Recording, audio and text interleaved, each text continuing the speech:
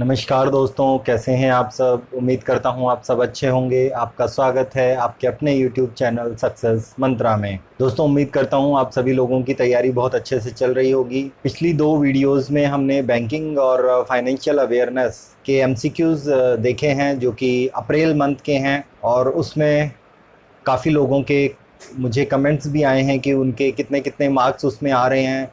तो ये बहुत अच्छी बात है, और आप लोगों की जो प्रिपरेशन है वो एक सही डायरेक्शन में जा रही है। तो आप लोग बैंकिंग और फाइनेंशियल अवेयरनेस की प्रिपरेशन को इसी तरह से कंटिन्यू रखें। मैंने जो ये आपको MCQs अभी तक दो वीडियोस में बताए हैं, ये MCQs बहुत इंपॉर्टेंट हैं आपके बैंकिंग एंड फाइनेंशियल अवेयरनेस की प्रिपरेशन के लिए। तो जिनके मार्क्स कम आ रहे हैं, 25 में से 16 मार्क्स आ रहे हैं, 15 मार्क्स आ रहे हैं, तो आप इन MCQs के हिसाब से अब आपको क्वेश्चंस का पैटर्न पता चल जाएगा। ये जो मैंने MCQs आपको अभी तक दो वीडियोस में दिए हैं बैंकिंग एंड फाइनेंशियल अवेयरनेस के, तो आप उसी पैटर्न में अपनी प्रिपरेशन कीजिए। जो साइट्स मैंने आपको बताई हैं, जो PDFs मैंने आपको दी हैं, आप उनके साथ में प्रिपरेशन कीजिए। तो आपके ये जो क्वेश्चंस MCQs मैं लेके आऊँगा, इसमें आपके मैक्सिमम मार्क्स आ जाएंगे। दोस्तों, आज मैं आपके लिए banking and financial awareness April month का पार्ट 3 MCQs लेके आया हूँ, और इसमें भी आपको 25 क्वेश्चन आज देखने को मिलेंगे। और मैं फिर आपसे यही कहूँगा, जो भी क्वेश्चंस मैं लेके आया हूँ, कोशिश कीजिएगा कि इनके आंसर आप कर पाएँ, और चेक कीजिएगा कि आपकी जो प्रिपरेशन है वो किस लेवल पे चल रही है। अगर आपके मार्क्स अबाउट 20 आ रहे हैं 25 में से, इसका मतलब आपकी जो प्रिपरेशन है वो एकदम करेक्ट डायरेक्शन में है। और अगर आपके मार्क्स 15 to 20 या 15 से नीचे हैं, तो इसका मतलब आपको इम्प्रूवमेंट की आवश्यकता है, और आपको इसकी प्रिपरेशन पे और फोकस करना होगा। तो चलिए दोस्तों, देखते हैं आज के 25 MCQs of banking and financial awareness for the month of April. तो ये है दोस्तों banking and financial awareness MCQs for the month of April का पार्ट 3। चलिए स्टार्ट करते हैं और देखते हैं कि आज आपके सामने कौन कौन से क्वेश्चंस आने वाले हैं अप्रैल के, और आपके कितने क्वेश्चंस इन 25 MCQs में से आज करेक्ट होंगे। तो ये है आपका पहला question. What is the decline in capital utilization in third quarter of 2019-20 as per 48th round of quarterly order books, inventories and capacity utilization survey (OBICUS) released by RBI? RBI द्वारा जारी तिमाही आदेश पुस्तकों, आविष्कारों और क्षमता उपयोग सर्वेक्षण के 48वें दौर के अनुसार 2019-20 की तीसरी तिमाही में कैपिटल यूटिलाइजेशन में क्या गिरावट आई है। और इसका करेक्ट आंसर रहेगा 68.6%, option number 1। Next question, what is the percentage decline in exports amounting to $314.31 billion in financial year 2019-20 in India as per data of commerce and industry ministry? वाणिज्य और उद्योग मंत्रालय के आंकड़ों के अनुसार भारत में वित्तीय वर्ष 2019-20 में निर्यात में प्रतिशत गिरावट कितनी रही है। और इसका करेक्ट आंसर है 4.78%, option number 1। Next question, as per International Monetary Fund's latest report, name the countries which will have positive growth rate in 2020। अंतर्राष्ट्रीय मुद्रा कोष की नवीनतम रिपोर्ट के अनुसार उन देशों का नाम बताइए जिनकी 2020 में विकास दर सकारात्मक होगी। और इसका करेक्ट आंसर है China and India, option number 4, both 1 and 2. Next question, name the first insurance company in India which has announced additional benefit for its policyholders and agents to support them during the COVID-19 pandemic. Bharat में पहली बीमा company का नाम बतलाइए जिसने कोविड-19 महामारी के दौरान अपने पॉलिसी धारकों और एजेंटों के लिए अतिरिक्त लाभ की घोषणा की है। और इसका करेक्ट आंसर है Tata AIA life insurance, option number 3. Next question, EcoRap has predicted the India's GDP growth may fall to 1.1% for financial year 21. EcoRap is the research wing of which Indian PSBs? EcoRap ने भविष्यवाणी की है कि वित्त वर्ष 2021 के लिए भारत की GDP वृद्धि 1.1% तक गिर सकती है। EcoRap किस भारतीय PSB का अनुसंधान विंग है? इसका करेक्ट आंसर है state bank of India, option number 2. Next question, what is the revised loss coverage for micro loan defaults under credit guarantee fund for micro unit CGFMU scheme micro units के लिए credit guarantee fund scheme के तहत micro loan default के लिए संशोधित नुकसान coverage क्या है? और इसका करेक्ट आंसर है ऑप्शन नंबर 2, 75%। ये पहले 50% था, जिसे कि बढ़ा के अभी 75% कर दिया गया है। Next question, what is the amount of fund release to states and UTs under Mahatma Gandhi national rural employment guarantee scheme मनरेगा? महात्मा गांधी राष्ट्रीय ग्रामीण रोजगार गारंटी योजना के तहत राज्यों और केंद्र शासित प्रदेशों को जारी की गई धनराशि कितनी है? और इसका करेक्ट आंसर है option number 4, 7,300 crores. Next question, the Equitas Small Finance Bank has launched self-pay fixed deposits and self-pay saving accounts to expand its digital banking services recently. Where is the headquarter of Equitas SFB located? Equitas Small Finance Bank ने हाल ही में अपनी digital banking सेवाओं का विस्तार करने के लिए सेल्फे fix deposit और सेल्फे बचत खाते लॉन्च किए हैं। इक्विटास एसएफबी का मुख्यालय कहाँ स्थित है? और इसका करेक्ट आंसर है option number 4, Chennai. Next question, name the private bank in India which has launched voice assistant based banking services on its integrated AI chatbot iPal with Amazon Alexa and Google assistant. Bharat के उस निजी बैंक का नाम बताइए जिसने Amazon Alexa और Google assistant के साथ अपने एकीकृत एआई चैटबॉट आईपाल पर आवाज सहायता आधारित बैंकिंग सेवाएं शुरू की हैं। और इसका करेक्ट आंसर है ICICI bank, option number 1। Next question, government has amended which policy to curb opportunistic takeover of Indian companies by neighbouring nations during कोविड-19 पेंडेमिक? सरकार ने कोविड-19 महामारी के दौरान पड़ोसी देशों द्वारा भारतीय कंपनियों के अवसरवादी अधिग्रहण को रोकने के लिए किस नीति में संशोधन किया है? और इसका करेक्ट आंसर है FDI, foreign direct investment policy, option number 1। Next question, what is the reduced limit in G secs government securities through foreign portfolio investment for financial year 21 as per RBI? Existing limit was 2.46 lakh crore. RBI के अनुसार वित्त वर्ष 2021 के लिए विदेशी portfolio निवेश के माध्यम से सरकारी प्रतिभूतियों में कम की गई सीमा क्या है? मौजूदा सीमा 2.46 लाख करोड़। और इसका करेक्ट आंसर है 2.34 lakh crore, 2.34 lakh crore, option number 1। What is the revised ways and means advances limit for central government for first half of FY21?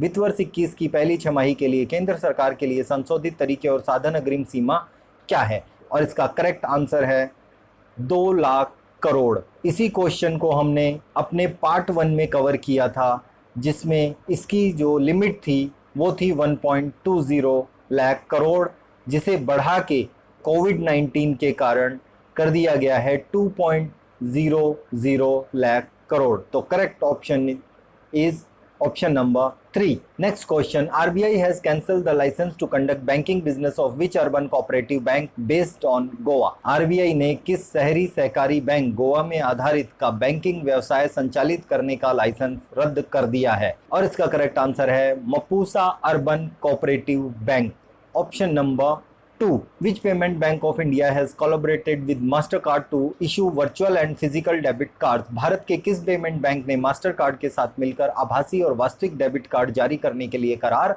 किया है? और इसका करेक्ट आंसर है Paytm payment bank, option number 5. Next question is, name the person who has been reappointed as the MD and CEO of City Union Bank CUB as approved by RBI. उस व्यक्ति का नाम बताइए जिसे RBI द्वारा अनुमोदन के बाद में सिटी यूनियन बैंक के एमडी और सीईओ के रूप में पुनः नियुक्त किया गया है। और इसका करेक्ट आंसर है एन कमा कोडी, ऑप्शन नंबर 2।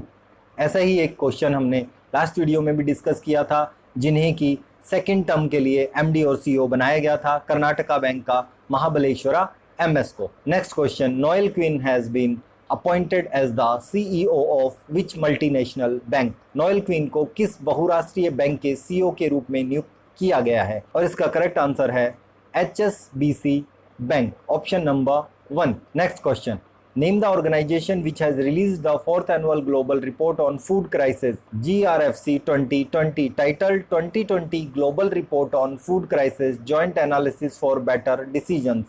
उस संगठन का नाम बताइए जिसने खाद्य संकटों पर चौथी वार्षिक वैश्विक रिपोर्ट जारी की है, जिसका शीर्षक है 2020 की वैश्विक रिपोर्ट खाद्य संकट संयुक्त विश्लेषण बेहतर निर्णय के लिए। और इसका करेक्ट आंसर है option number 5, world food programme, WFP। Indian government has approved to provide $1 million to Antigua Island as project outlay. What is the capital of Antigua?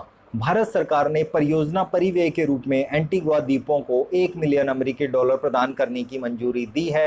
Antigua की राजधानी क्या है? और इसका करेक्ट आंसर है ऑप्शन नंबर 2, सेंट जोन्स। ऐसे 2 question last year paper में आए थे और हमने पिछली वीडियो में भी एक ऐसा क्वेश्चन देखा था और इस पार्ट में भी आपको एक क्वेश्चन मिल गया है। Next question, which Indian public sector bank has launch working capital demand loan for agriculture sector? किस भारतीय सार्वजनिक क्षेत्र के बैंक ने कृषि क्षेत्र के लिए कार्यशील पूंजी मांग ऋण लॉन्च किया है?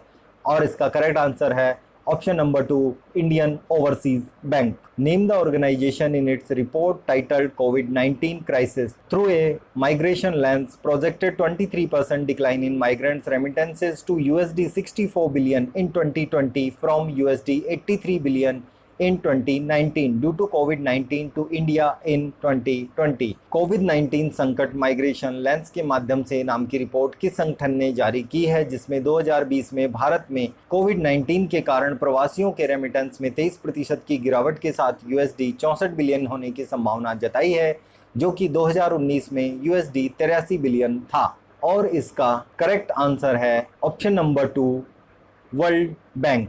The Federal Bank has acquired additional stake of 4%, 26% to 30% in equity capital of IDBI Federal Life Insurance Company. Where is the headquarter of Federal Bank located? Federal bank ने IDBI federal life insurance company की equity पूंजी में 4% की अतिरिक्त हिस्सेदारी का अधिग्रहण किया है। फेडरल बैंक का मुख्यालय कहाँ स्थित है? और इसका करेक्ट आंसर है option number 1, Aluva, Kerala। Next question, the Department of Economic Affairs DEA under the Ministry of Finance has notified changes in FDI policy 2017 are amended under Foreign Exchange Management Act FEMA। The FEMA is originally constituted in which year? वित्त मंत्रालय के तहत आर्थिक मामलों के विभाग ने FDI नीति 2017 में बदलावों को अधिसूचित किया है। विदेशी मुद्रा प्रबंधन अधिनियम FEMA के तहत संशोधन किया गया है। फेमा मूल रूप से किस वर्ष में गठित किया गया है? और इसका करेक्ट आंसर है option number 3, 1999। The department of expenditure under ministry of finance has frozen which allowances for 1.1 crore employees and pensioners due from January 1, 2020 to fight कोविड-19। वित्त मंत्रालय के तहत व्यय विभाग ने 1 जनवरी 2020 से 1.1 करोड़ कर्मचारियों और पेंशन भोगियों के कौन से भत्तों पर कोविड-19 से लड़ने के लिए रोक लगाई है? और इसका करेक्ट आंसर है option number 4, both 1 and 2, dearness allowance and dearness relief. Next question, to which Indian state World Bank approved ₹585 crore for upgradation of roads and modernization of public works department PWD। विश्व bank ने किस भारतीय राज्य को 585 करोड़ रुपयों सड़कों के उन्नयन और लोक निर्माण विभाग के आधुनिकीकरण के लिए दिए हैं? इसका करेक्ट आंसर है option number 5, it's Himachal Pradesh. Next and last question of the session, who has launched special liquidity schemes to support MSME during lockdown। Lockdown के दौरान MSME को समर्थन देने के लिए विशेष तरलता योजनाएं किसने शुरू की हैं? और इसका करेक्ट आंसर है ऑप्शन नंबर 2,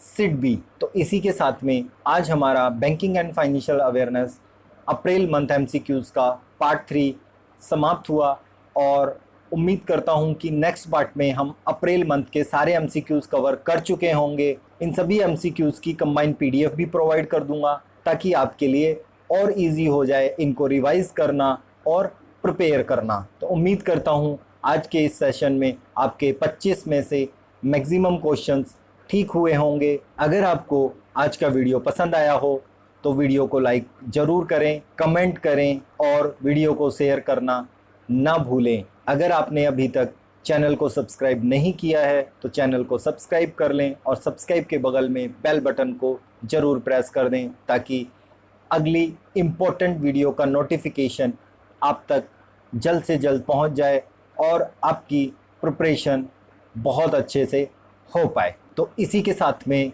आज की वीडियो को विराम देंगे दोस्तों। आपका बहुत बहुत धन्यवाद। Thank you.